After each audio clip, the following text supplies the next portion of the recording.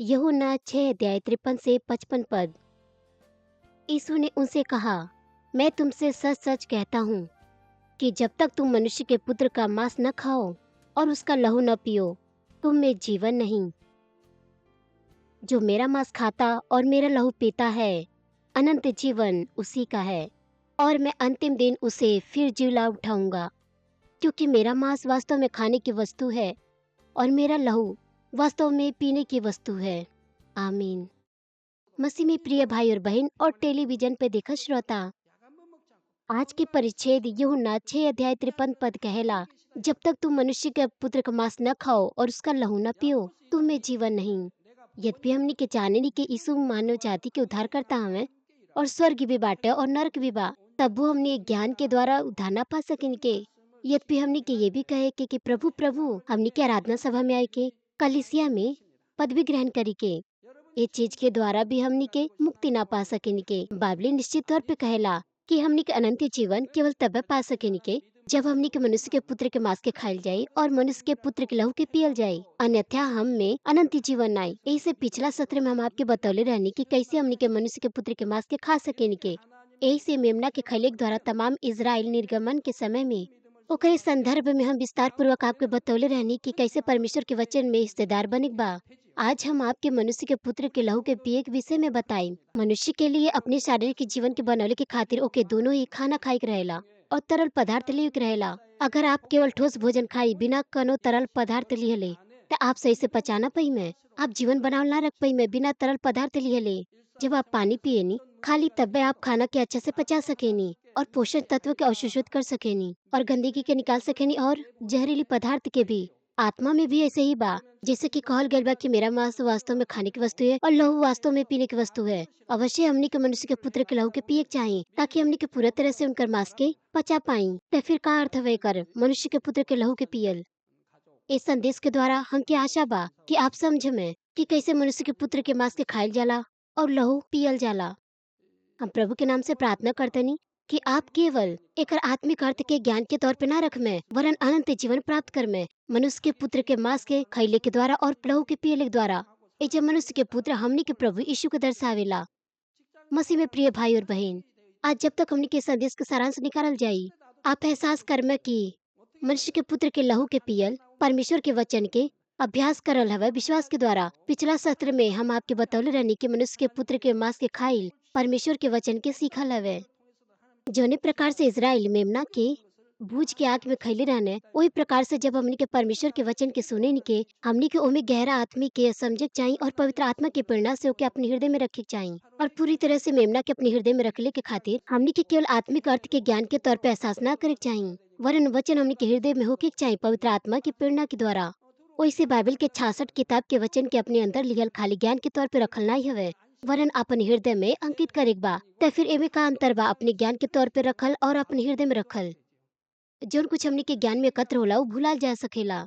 यही से हमनी के जौन कुछ एकत्र कैले बानी के सब कुछ अपने दिमाग में ज्ञान के तौर पे अभ्यास ना कर सकेन के। जब आप बाइबल के आयत के याद करेनी, यदि आप केवल अपने होठ से न दोहराई वरन आत्मिक अर्थ पे मनन करी तो ये आपके हृदय में अंकित हो जाई।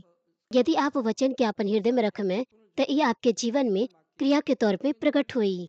ते यद्यपि आप ओ सटीक आयत के समय गुजरत भुला भी जाई तो उ तत्व जो आपके हृदय में जोतल गईल बा उ बचल रही। उदाहरण के खातिर मत्ती 5 अध्याय 44 पद कहेला कि मैं तुमसे कहता हूँ कि अपने शत्रु से प्रेम रखो और जो तुम्हें सताए उसके लिए प्रार्थना करो।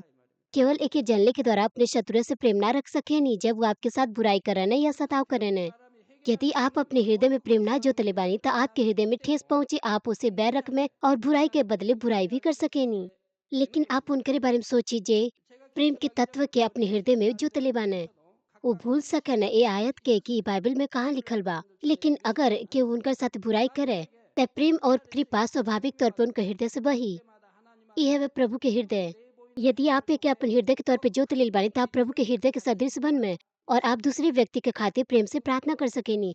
यदि आप यही प्रकार से मनुष्य के पुत्र के मांस के खानी तो आपके हृदय के अंधियारा हिस्सा जो सत्य से धाबित बा उस सफेद साफ हृदय में बदल जाई। यदि आप खाना खानी और पानी पियनी, ये गंदगी बाहर निकल जाई और खाली पोषण तत्व अवशोषित हुई। वही प्रकार से जौने सीमा तक आप मनुष्य के पुत्र के मांस के अपने अंदर रखले बानी आप सत्य से भर जाइमे और असत्य बाहर निकल जाई।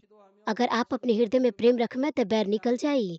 अगर आप नम्रता रखमे तो गुस्सा दूर हो जाई। अगर आप दीनता रखमे तो घमंड दूर हो जाई। यदि आप प्रेम रखमे तो बैर निकल जाई और न केवल बैर निकली, उससे जुड़ल चीज भी बैर के साथ बाहर निकल जाई। ईर्ष्या और जलन हमनी के करेन के काहे कि हमनी के बैर रखेन के। यदि हमनी के दूसरे व्यक्ति से प्रेम रखेन के तो आप उसे ईर्ष्या और जलन ना रखल जाई। का माता पिता अपने बच्चा से जलन रखे न? बजाय एकरे उनके खुशी महसूस होला। यदि उनकर बच्चा दूसरे के द्वारा पहचान पावे न काहे काहे कि वो अपने बच्चा से प्रेम रखे न, वो आनंदित होना जब उनकर बच्चा सफल होने। यदि आप प्रेम रखेनी तो आप केहू से ईर्ष्या और जलन ना रखमे, ना केहू के झूठा निंदा करमे। आपके अंदर कोनो दुर्भावना या बुरा विचार ना होई। आप हर बात के बारे में सुंदरता के साथ सोचमे। यदि आप नम्रता रखमे तो आपकी गुस्सा दूर होई। ना केवल गुस्सा दूर होई, उसे जुड़ल चीज भी निकल जाई। दीनता के साथ भी ऐसे ही बा। जब परमेश्वर सबसे पहले मनुष्य के बनौने, मनुष्य के पास केवल सत्य के हृदय रहल, बिना पाप और बुराई के। लेकिन आदम के गिर चले के बाद मनुष्य एक एक करके अपने हृदय में असत्य के ग्रहण कैले और जौनी सीमा तक असत्य अंदर आई तब मूल सत्य उसे बाहर निकल गये। ऐसा कहल जा सकेला कि सफेद हृदय गंदा हो गईल और काला हृदय में बदल गईल। लेकिन यदि आप मनुष्य के पुत्र के मांस के खानी और परमेश्वर के वचन के लेनी, तो सत्य आपके हृदय में बोल जाई एक एक कई के, और वैसे ही असत्य बाहर निकल जाई। आपके हृदय से बुराई बाहर निकल जाई, अंधकार बाहर चल जाई। यदि आप में से असत्य बाहर चल जाई, आपके विचार के बुराई भी गायब हो जाई। जैसे कि रोमियो 8 अध्याय में कहल गइल बा कि शरीर पे मन लगाना परमेश्वर से बैर रखना है। ना तो ये परमेश्वर की व्यवस्था के अधीन है, ना हो सकता है। इस शारीरिक विचार दूर हो जाई और अब आप परमेश्वर के प्रसन्न कर सकेनी, परमेश्वर के वचन अनुसार जी सकेनी। आप पवित्र आत्मा की प्रेरणा और अगुवाई आवाज प्राप्त कर सकेनी। लेकिन ये केवल मनुष्य के ताकत से ना हो सकेला। हमने के एहसास करे के चाहिए कि परमेश्वर के वचन पवित्र आत्मा के प्रेरणा से लियल जाला। और वही वक्त हमने के हृदय से बुराई के दूर करे के खातिर परमेश्वर के ताकत और अनुग्रह की आवश्यकता होला, जो उनकी जोशीली प्रार्थना से प्राप्त होला। एकरे लिए ये निश्चित तौर पे हमने के अपन धीरज, विश्वास और परमेश्वर के वचन के अभ्यास करे के आवश्यकता होला। एकर मतलब ये है कि आप परमेश्वर के पुत्र के लहू के पी रहल बानी। जौनी प्रकार से हमने के तरल पदार्थ की आवश्यकता होला भोजन के अच्छा से पचावे के खातिर, वही प्रकार से मनुष्य के पुत्र के मांस के हमने के पूरा तरह से आपन बना सकेन के जब हमने के उनका लहू पियन के, जौन वास्तव में पिए के वस्तु हवे। यद्यपि आप सुने नी और मनन करेनी और प्रार्थना करेनी कि परमेश्वर के वचन के साध ली, लेकिन उतना ही काफी नहीं हवे। अवश्य ही आपके परमेश्वर के वचन के पालन करे के चाहिए, माने के चाहिए। जौन ई कहना कि ई करा, ई न करा, ई माना, ई न माना। परमेश्वर के वचन के अभ्यास कैले बिना आप परमेश्वर के काम के अनुभव न कर सकेनी। यदि आप परमेश्वर के काम के सीधा तौर पे अनुभव न करी तो आप विश्वास में ना बढ़ सकेनी, केवल वो आपके ज्ञान के तौर पर रह जाई। इस स्वस्थ आशीष और उत्तर प्राप्त कैले के साथ भी ऐसे बा। जौनी सीमा तक आप ज्योति और सत्य में प्रवेश करेनी, आप परमेश्वर के साथ बातचीत कर में और आप उत्तर पई में, जैसे आपके प्राण समृद्ध होला, सब बात में आप समृद्ध हुई में और आप आशीष पई में और स्वस्थ बन में। एक कलीसिया में अहले से पहले आप और आपके परिवार के सदस्य के हमेशा हॉस्पिटल पर और डॉक्टर पर निर्भर रह पड़त रहल। लेकिन काहे कि परमेश्वर के वचन के ए चर्च में सुनने के द्वारा आप बदल गए बानी। अब आप एक स्वस्थ जीवन जियत बानी, बिना कोनो दवाई के लिहले या हॉस्पिटल गईले बिना। आप में से बहुत से जब से चर्च में आयल बाने 10 या 15 साल से ना तो हॉस्पिटल गए बाने ना ही दवाई ले ले बाने। जैसे कि याकूब 2 अध्याय 22 पद कहेला, सो तूने देख लिया कि विश्वास ने उसके कामों के साथ मिलकर प्रभाव डाला है और कर्मों से विश्वास सिद्ध हुआ। आप आत्मविश्वास प्राप्त करेनी परमेश्वर के वचन के अभ्यास कैले के द्वारा, जो आप सुने नी। आप शुरुआत से ही मसीह में महान विश्वास प्राप्त न कर सकेनी। आपके पास सबसे पहले राई के दाने के समान विश्वास होला। जब आप वो छोटे से विश्वास के कार्य के प्रकट करेनी, तब परमेश्वर वो विश्वास के अनुसार अपने कार्य का अनुभव करावे ने, और परमेश्वर के कार्य अनुभव कैले के बाद आप बड़ा विश्वास प्राप्त कर सकेनी और बड़ा विश्वास के कार्य प्रकट कर सकेनी। ये आप सबके साथ एक समान बा। आप परमेश्वर के कार्य के देखेनी और सुनेनी और संदेश के द्वारा और बहुत से गवाही के द्वारा, और ये आप में बीच के तौर पे बोल जाला। जब आप परमेश्वर पर निर्भर रहेनी अपनी समस्या के सामना करत वक्त और वास्तविकता में विश्वास के कार्य प्रकट करनी क्रिया में, तो फिर आप परमेश्वर के कार्य का अनुभव स्वयं कर में। जब आप लगातार ए परमेश्वर के कार्य का अनुभव करत जाइमे और परमेश्वर के काम के तौर पे आप स्वीकार कर में, तो आपके विश्वास बढ़ी। एक डिकन अपन गवाही हमके दियन है। वो एक वेतन भोगी कार्यकर्ता हमें। वो सोचत रहने कि कैसे उनके आशीष प्राप्त हुई। वो जौन अपन व्यवहार करे ने, वो आशीष प्राप्त कर सकने ओकरे अनुसार कि वो कितना परमेश्वर से प्रेम पावे ने। लेकिन कंपनी के कर्मचारी उनकर सीमा होला। वो आश्चर्य में रहने कि कैसे उनके आशीष प्राप्त हो सकेला। लेकिन काहे कि वो परमेश्वर के वचन के सुनले बाने, ओइसे वो जाने ने कि अगर वो परमेश्वर के प्रसन्न करिए तब परमेश्वर अपने तरीके से उनके आशीष दिए। वो वचन के मानन है जौन उ सुन ले बाने और विश्वास करन है कि परमेश्वर उनके भी आशीष दिए हैं। यदि वो परमेश्वर के वचन के नहीं मान पावत रहन तो उ तुरंत पश्चाताप करत रहन।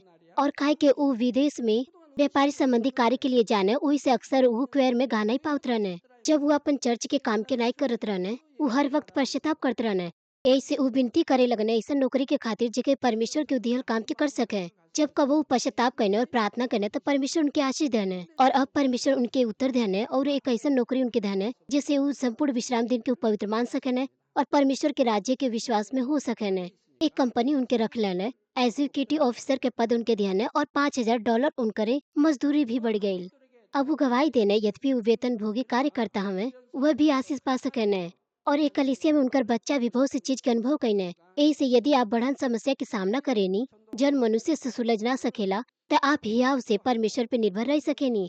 हमनी के कलिसिया के शुरुआत में हम भी कुछ महान अपन 3 बेटी के द्वारा अनुभव कईनी। जब हमरे बेटी में से प्रत्येक मुश्किल परिस्थिति में रहली हमनी के महान विश्वास प्राप्त कर पौनी परमेश्वर के सम्मुख विश्वास के कार्य के प्रकट कैले के द्वारा। एक बार हमार थियोलॉजिकल सेमिनरी के छुट्टी के दौरान जब हम वापस अपने घर अपन प्रार्थना पहाड़ से आईनी तो हमार पहली बेटी वो वक्त वो प्राथमिक कक्षा के विद्यार्थी रही। उनकर पूरा शरीर पे फोड़ा हो गई।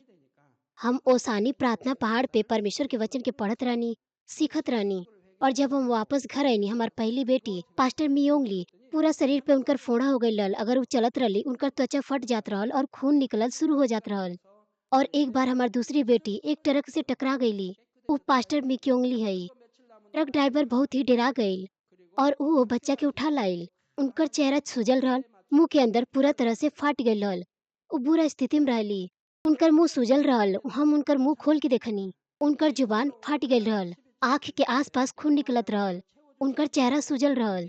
और हमार तीसरी और अंतिम बेटी जब वो प्राथमिक कक्षा में गईली वो एक उच्चस्तरीय कक्षा के विद्यार्थी से टकरा के गिर गईली। और जहाँ हमनी के दुकान चलावत रहनी के ओजा स्थानीय नगर पालिका का कार्य रहल। ओजा विद्यार्थी खेलत रहने भागले के खातिर जैसे एक विद्यार्थी दौड़ल ओकरे पीछे हमार बेटी रहली और उसे टकरा गई और वो गिर गईली। कुछ लोग उनके हॉस्पिटल ले गए। ओजा डॉक्टर कहने कि उनके एक बड़हन अस्पताल में ले जा लेकिन हम उनके अस्पताल नहीं ले गए नी। वो घर पे बेहोशी की हालत में रहली। ये तीनों मामला में संसार के दृष्टिकोण से उनके अस्पताल ले जाए चाहिए। यहाँ तक कि विश्वासी भी हमके कहत रहने कि हम परमेश्वर की तिरस्कार करत बानी इस सब बात के द्वारा और हमके हॉस्पिटल जाए चाहिए। यदि कोनो दुर्घटना में कोनो जगह कट जाला तो हॉस्पिटल जाए पड़ेला क्योंकि सिल सके और सिर पे चोट लगल भी बहुत खतरनाक होला। यद्यपि वो हॉस्पिटल भी चल जाती लेकिन हम उनके अस्पताल ना ले गईनी ना कोनो दवाई लगौनी। हम खाली प्रार्थना कईनी और परमेश्वर पे भरोसा रखनी। यहाँ तक कि जब हम पहली बेटी के देखनी जो चल फिर नहीं पावत रही दूसरी बेटी के मुंह पूरी तरह से टूट चुकल रहल। तीसरी बेटी वो बेहोशी की हालत में रहली। तब वो हमके कोनो चिंता नहीं रहल। हम खाली परमेश्वर पे भरोसा रखनी। बेशक हमार पत्नी भी कोनो बात के बारे में चिंता नहीं रहली ने हमके हॉस्पिटल जाए के बारे में कहली। ना ही हम ट्रक ड्राइवर से कुछ मांगनी। हम उनसे कहनी कि आप चिंता न करी काहे कि परमेश्वर उनके ठीक करी हैं। और हाई स्कूल के विद्यार्थी जो हमारे बेटी से टकराइल रहल वो गरीब परिवार से रहल। हम महसूस कहनी के बजाय करे कि हम की ओकर मदद करे के चाही। ओही से जब वो पैसा दिहल चाहत रहने तो हम मना कही देनी। ड्राइवर के साथ भी ऐसे भइल और निश्चित तौर पे परमेश्वर दिखाए विश्वास के अनुसार कार्य कईने। हमार पहली बेटी एक रात के बाद जब हम ओकरे खातिर प्रार्थना कनी तो पूरे तरह से ठीक हो गईली। और दूसरी बेटी अच्छा से खा पैली का के उनके कोनो दर्द ना रहल। यद्यपि उनकर मुंह पूरी तरह से सूजल रहल और वो अपन स्कूल भी ना छोड़ली। और उनकर अध्यापक हमके बाद में एक पत्र लिखली ई कह के कि हम परमेश्वर पे विश्वास करे लगल बानी जब हम आपके चंगाई के कुछ ही दिन में परमेश्वर के द्वारा देखनी। परमेश्वर हमार तीसरी बेटी के भी उत्तर दियन है। वो सोमवार रहल जब उनका दुर्घटना भइल लेकिन बुधवार की सभा में चमत्कारी तौर पे वो होश में आईली। यहाँ तक कि वो बुधवार की सभा में जा पौली। इस सोमवार के भइल रहल हम अपने बच्ची के घर पे लेटौनी और उनके लिए एक बार प्रार्थना कईनी। मंगलवार के ओजा कोनो सुधार नहीं रहल तब वो हम उनके लिए प्रार्थना कनी मंगलवार के और हम आपस सेमिनरी के चल गईनी और हम एक बार फिर से उनके लिए प्रार्थना कनी जब हम वापस घर आईनी। और बुधवार के जब हम घर छोड़ के जाए वाला रहनी वो कहली कि पापा का आज चर्च जैले के दिन बा। उनके कोनो होश नहीं रहल लेकिन जैसे वो होश में अली वो चर्च के बारे में बातचीत करे लगली। ये बुधवार रहल और उनका अर्थ रहल कि वो बुधवार के सभा में जाइए। और ओकरे बाद हम शांत भरल मन से सेमिनरी जा पौनी। परमेश्वर उनके छुअन है। एक बार परमेश्वर उनके छुअन है तो वो ठीक हो गईली। और जब तक हम घरे आईनी तो वो पहले से ही बुधवार के सभा में जा चुकल रहली। हमारे परिवार के सदस्य और हम परमेश्वर के कार्य के अनुभव के द्वारा महान विश्वास के प्राप्त कर पौनी। हमरे पड़ोसी के भी हैरानी भइल और परमेश्वर की महिमा दिहन। पास्टर म्योंगली के मामला में हम प्रार्थना पहाड़ पे प्रार्थना उपवास करत रहनी और काहे उनकर साथ ऐसन भइल। हम पौनी कि कुछ न कुछ परमेश्वर के सामने गड़बड़ बा। हम अपन पत्नी से कहनी कि उ देखे। उ बहुत बार भोर के प्रार्थना सभा में ना गइल रहली जब हम घर से बाहर रहनी। अगर परमेश्वर ऐसे ही छोड़ देता तो वो परमेश्वर के विरुद्ध में पाप की दीवार रहल। ऐसे परमेश्वर ऐसा होके दाना कि वो पाप की दीवार टूट जा। वो तुरंत पश्चाताप कैली और हम बच्चा के खातिर प्रार्थना कैनी और परमेश्वर उनके रात भर में ठीक कई देने और सुबह तक उनके खाली छाला बचत रहल। उ स्वाभाविक तौर पे छूट गए और वो फिर अपने स्कूल जा पौली। आपके साथ भी ऐसे ही बा। जब आप विश्वास से दसवांश देनी आप परमेश्वर के कार्य का अनुभव कर में यही से अगले बार आप महान विश्वास से बो सकेनी। परमेश्वर हमने से कहे न कि अपने शत्रु से भी प्रेम रखें। जब आप माफ करेनी उनके और प्रेम के कार्य प्रदर्शित करेनी विश्वास के द्वारा तो थोड़ा थोड़ा प्रेम आपके अंदर आई। अगर आप कोशिश करत जाइमे तो तमाम बैर आपके हृदय से दूर होई और आप योग हो पाई में कि आप सीधे प्रेम के साथ पाई। जब आप परमेश्वर के वचन पर विश्वास करेनी और सब बात पे विश्वास से कार्य करेनी तो आप विश्वास के मसीह के पूरा परिमाण तक आप पहुँच पाई में और अपने हृदय में पूरी तरह से परमेश्वर के वचन के साथ पाई में। विपरीत तौर पे पवित्र आत्मा के पहले के बाद राय के दाने के बराबर विश्वास प्राप्त करने के बाद अगर आप वचन के अनुसार कार्य न करें तो आप आत्मिक अनुभव प्राप्त न कर सकेनी और न ही आपके हृदय बदल सकी। चाहे कितना ही लंबा मसीह जीवन आप काहे न जी तो फिर आप वो छोटे विश्वास के भी खो सकेनी और उद्धार से दूर हो सकेनी। पहला यूहन्ना 1 अध्याय 6 से 7 पद कहेला यदि हम कहें कि उसके साथ हमारी सहभागिता है और फिर अंधकार में चले तो हम झूठे हैं और सत्य पे नहीं चलते। परंतु यदि जैसे वो ज्योति में है वैसे ही हम भी ज्योति में चले तो एक दूसरे से सहभागिता रखते हैं और उसके पुत्र यीशु मसीह का लहू हमेशा पापों से शुद्ध करता है। जब आप परमेश्वर के वचन के अनुसार कार्य करेनी जौन ज्योति हवे और एक प्रकार से ज्योति में रहेनी और इस संसार के अंधकार और असत्य में ना पड़ेनी तब परमेश्वर के संतान के तौर पे आपके पहचान हुई जौन ज्योति से संबंध रखेला और यो भी कि आपके पास उद्धार के विश्वास बा। यदि आप कहें कि परमेश्वर हम आपसे प्रेम करेनी जबकि आप अंधकार के कार्य करेनी असत्य के कार्य करेनी परमेश्वर कहना ही झूठ हवे। यही से जब आप प्रार्थना करेनी आपके जांचे चाहिए कि आप परमेश्वर के सामने झूठ तो नहीं बोलतनी। यदि आप प्रार्थना में झूठ बोलेनी आपके तुरंत पश्चाताप करे चाहिए और फिर से झूठ नहीं बोले चाहिए तो आप उत्तर प्राप्त कर सकेनी समस्या का समाधान पा सकेनी। अगर परमेश्वर कहता न कि तुम अभी मुझसे झूठ बोल रहे हो तो परमेश्वर कैसे आपके प्रार्थना के ग्रहण करिए। प्रिय श्रोता अगर आपके पास सचमुच में विश्वास बात आप निश्चित तौर पे कार्य कर में परमेश्वर कहने की अगर हमन के उनके वचन के अभ्यास करल जाये तो हमने के आशीष पावल जाये चाहे अंदर आवे के चाहे बाहर जाने के ये धरती पे और स्वर्ग के महिमामय स्थान में चल जाये। और साथ ही अगर हमन के विश्वास के साथ साथ बात पे परमेश्वर पे निर्भर रहने के तो वो हमने से वादा कैले बाने कि वो तमाम समस्या के समाधान करिए। अगर आप परमेश्वर के वचन पर बाइबल पे विश्वास करेनी भरोसा करेनी निश्चित तौर पे उनके अनुसार आप कार्य कर में आप विश्वास करेनी कि पानी पियले के द्वारा आपके प्यास बुझ जाये तो फिर आप में से केहू ऐसन बा जे ई कहेला कि आप बहुत प्यासल बानी जबकि वो पानी नहीं पिए न जौन उनकर सामने रखल बा।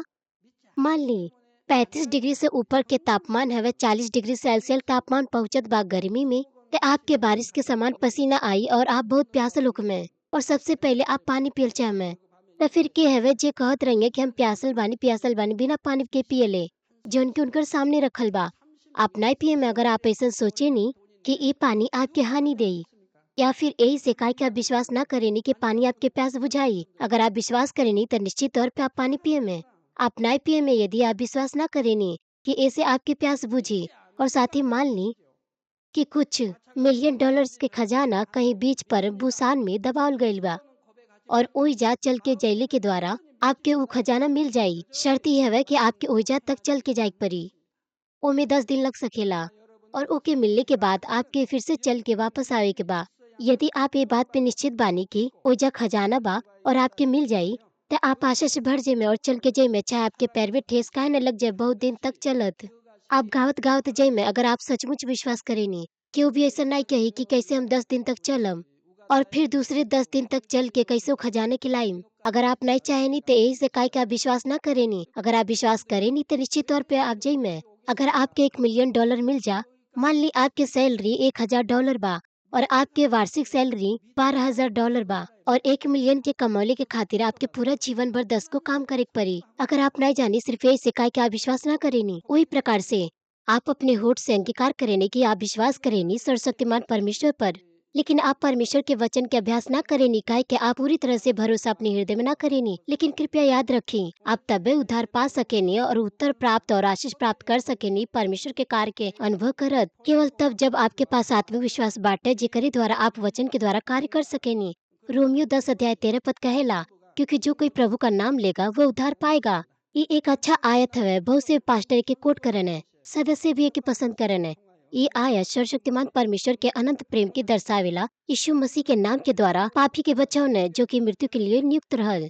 लेकिन कुछ लोग अपने आप के सही ठहराने की कोशिश करन है, जबकि आपन जीवन सत्य के अनुसार ना जियन है। ये आयत के द्वारा उ कहन है कि हर केहू जे प्रभु के नाम के पुकारी उ बचाल जाई। हम प्रभु के नाम पे विश्वास करेनी और उनका नाम के पुकारे नहीं तो हम बचाल जाए।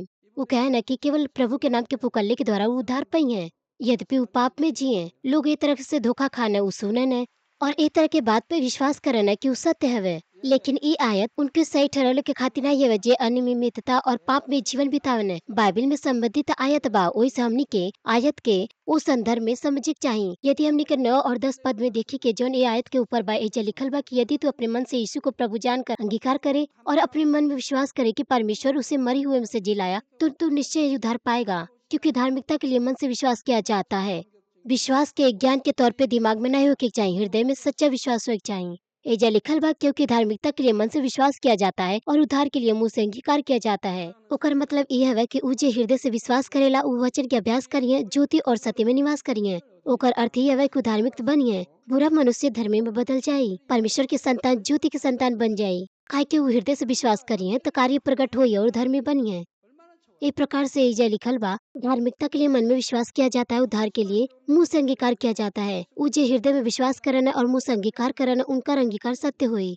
उ जे वचन के अभ्यास न करन, परमेश्वर के विरोध में खड़ा होना और प्रभु के फिर से क्रूस पे चढ़ावे ने, तो चाहे कितना उ वचन के काहे न जाने, उनकर उद्धार से कोनो लेना देना नहीं। उ मनुष्य के पुत्र के नाम मांस के खाने ना लहू के पिए ने, और ना ही उ जे केवल प्रभु के नाम के पुकारे ने, वरन उ जे हृदय में विश्वास करे ने और धर्मी ठहरे ने, वो उद्धार पाई है जब वो होठ से अंगीकार करे ने। अब एकर का अर्थ है? विश्वास करल और धर्मी ठहरल। रोमियो 2 अध्याय 13 पद कहेला, क्योंकि परमेश्वर यहाँ व्यवस्था के सुनने वाले धर्मी नहीं पर व्यवस्था पर चलने वाले धर्मी ठहराए जाएंगे। आज आप परमेश्वर के वचन सुनले बानी, तक आप परमेश्वर ये कही है कि आप उनके लिए धर्मी हैं? नहीं, पर व्यवस्था पे चलने वाला धर्मी ठहराव जाइए। एजा लिखल बा सुनने वाले नहीं वरन चलने वाले धर्मी ठहराए जाएंगे। यदि आप परमेश्वर के वचन सुनेनी और वास्तविकता में अपने हृदय में विश्वास करेनी तो निश्चित तौर पे आप उनकर अनुसार कार्य कर में, और जब आप ऐसा कर में तब आप धर्मी ठहरे में और उद्धार पाई में। वही प्रकार से वो जे धर्मी ठहरेला अपने हृदय में विश्वास कैले के द्वारा, तो जब वो अपने होठ से अंगीकार करिए वो उद्धार पाइए। आई हम सारांश देतनी प्रिय श्रोता, यद्यपि आप चर्च में आवे नी, लेकिन अगर आप मनुष्य के पुत्र के मांस के ना खानी और लहू ना पिए नी तो हमनी में जीवन नाई, हमने के धर्मी ना ठहरल जाये। हमने के धर्मी बनेगा ना केवल वचन के सुनले और जनले के द्वारा वरन परिश्रम से अभ्यास कैले के द्वारा भी। तो फिर आप में से केहू ऐसन बा जे ई सोच के चिंतित बा कि हम वचन के साथ पूरी तरह से ना जियतनी, तो का हमार उद्धार ना हुई? हालांकि आप वचन की पूरी तरह से अभ्यास न कर पावेनी अभी भी, लेकिन अगर आप प्रक्रिया में बाने कि आप परमेश्वर के वचन के अनुसार जीने की कोशिश करेनी, तो परमेश्वर स्वीकार्य कि आपके पास विश्वास बा उद्धार के। वो वही से काहे कि थोड़ा थोड़ा करके आप मनुष्य के पुत्र के मांस के खाद बानी और लहू के पियत बानी। एक प्रत्येक के पात्र के अनुसार अलग अलग बा। कुछ वचन के सुनना असत्य के दूर करना तेजी से और प्रभु के सदृश से तेजी से बनाना, कुछ दूसरे धीमे से चलना और उनके अलावा कुछ ऐसा बना जो बच्चा के समान बहुत धीरे से चलना। जो भी हवे उस समय वो प्रभु के सदस्य हुई है, काहे कि उनके पास विश्वास बा। का आप में से आपके कोनो बच्चा ऐसा बाने जे हाई स्कूल और कॉलेज में बाने लेकिन पढ़ल नहीं जाने ने? अनुमानित तौर पे तमाम हाई स्कूल के कॉलेज के बच्चा पढ़ल जाने ने पहला दूसरा कक्षा में। हो सकेला कि बच्चा नहीं पढ़ पावे। हमरे बचपन के दौरान काहे के बच्चा के पास किताब या अध्यापक नहीं होत रहने, तो ओमे से कुछ बच्चा उ नहीं पढ़ पावत रहने जब तक वो चौथी और 5वीं कक्षा में न पहुँच जा। यहाँ तक कि वो बच्चा भी उ लोगन भी पढ़ल सीख लेने मध्य और उच्चतरीय कक्षा में। यद्यपि वो ज्यादा इंटेलिजेंट नहीं रहने, कम से कम उ लोगन पढ़ल लिखल तो सीखना काहे भैसन, काहे कि वो कोशिश करत रहने। अगर वो बीच में छोड़ देते तो फिर वो पढ़ नहीं पाते, काहे कि उ लोगन लगातार पढ़ाई करत रहने तो अंत में पढ़ पाने। हमने के मसीह जीवन में भी ऐसे ही बा। उ जे विश्वास करेला उ वचन के अभ्यास करे के कोशिश करिए और उ अंत में बदल जाइए, प्रभु के सदृश बनिए। हालांकि गति अलग अलग होला और गति से गति के नतीजा अलग अलग हुई। वो आशीष और उत्तर तेजी से प्राप्त करिए, लेकिन कुछ लोग प्रभु के सदृश से बिल्कुल नहीं बने ने। यहाँ तक कि अपन विश्वासी जीवन के 15 या 20 साल में भी वो स्वयं पर केंद्रित मसीह जीवन जिये ने। वो अपने विचार के अनुसार विश्वासी जीवन जिये की कोशिश करे ने, वैसे वो प्रभु के सदृश न बन सके ने। उस संदेश के ग्रहण नहीं कर पावे ने। काहे प्रचारक ऐसा कहने ऐसा नहीं कहता तो अच्छा होत, वो ए तरह से न्याय करे ने। कभी कभार आप पावे नहीं कि कुछ सत्य के विरोध में करत बानी, लेकिन अगर आप तुरंत पश्चाताप करी मन फिराए तो आपके पास विश्वास बा। हालांकि वो छोटा सा काय नौख है, आप वो विश्वास के द्वारा उधार पाई में। लेकिन हम सोचे नहीं कि आप में से केहू भी हमेशा के खातिर बच्चे के समान विश्वास में ना बनल रहे। आप आत्मिक संदेश सुने ने महान परमेश्वर के कार्य अनुभव करत बानी, यही से दूसरे लोगों के वजह आपके पास महान विश्वास होए के चाहिए। आपके परिश्रम से मनुष्य के पुत्र के मांस के खाई चाहिए और लहू के पिए के चाहिए। ये आशा और विश्वास के साथ कि आप परमेश्वर के तमाम आशीष प्राप्त कर में जेकर वादा वो उनके साथ कैले बाने जे आत्मा और संपूर्ण आत्मा में आवेला। हम प्रभु के नाम से प्रार्थना करते हैं कि आप परिश्रम से मनुष्य के पुत्र के मांस के खाई में और लहू के पिए में और परमेश्वर के खोल स्वरूप के प्राप्त कर में और यरूशलेम में प्रवेश कर में। आमीन।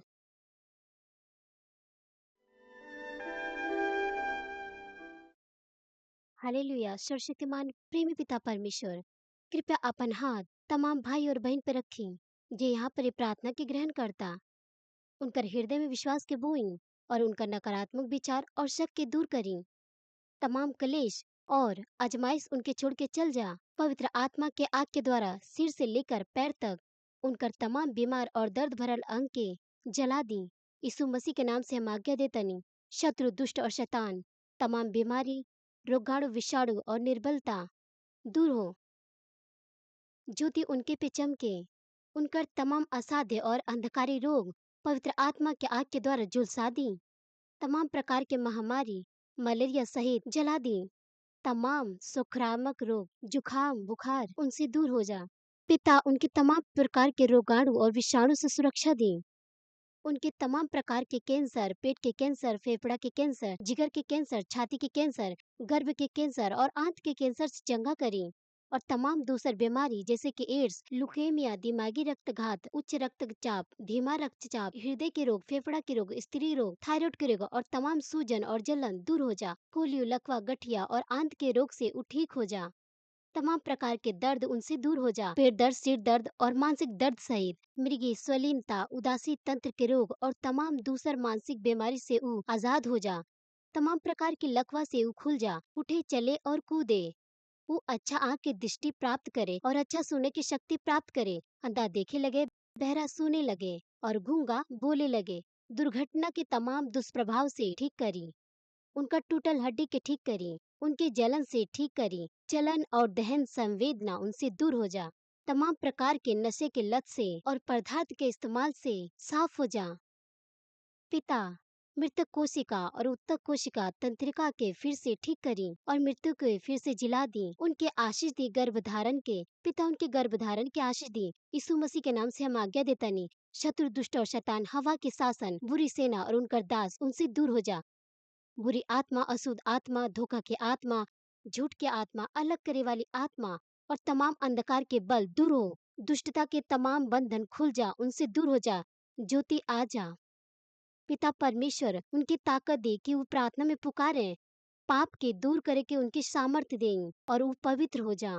वो भला स्वस्थ में बनल रहे जब उनका प्राण सम्मिलित होता थे। उनकर परिवार में सुसमाचार के प्रचार कैल जा। उनके सुरक्षा दी तमाम प्रकार के दुर्घटना और विपत्ति से। अपन बच्चा के उनकर घर, कार्यशाला और व्यापार के सुरक्षा दें। पवित्र आत्मा के आग की दीवार से स्वर्ग सेना, स्वर्गदूत और अपनी धधकती आंख के द्वारा। पिता परमेश्वर आपके धन्यवाद, सारा महिमा खाली आपके मिले। हमारे प्रभु यीशु मसीह के नाम से हम प्रार्थना करते नहीं। आमीन।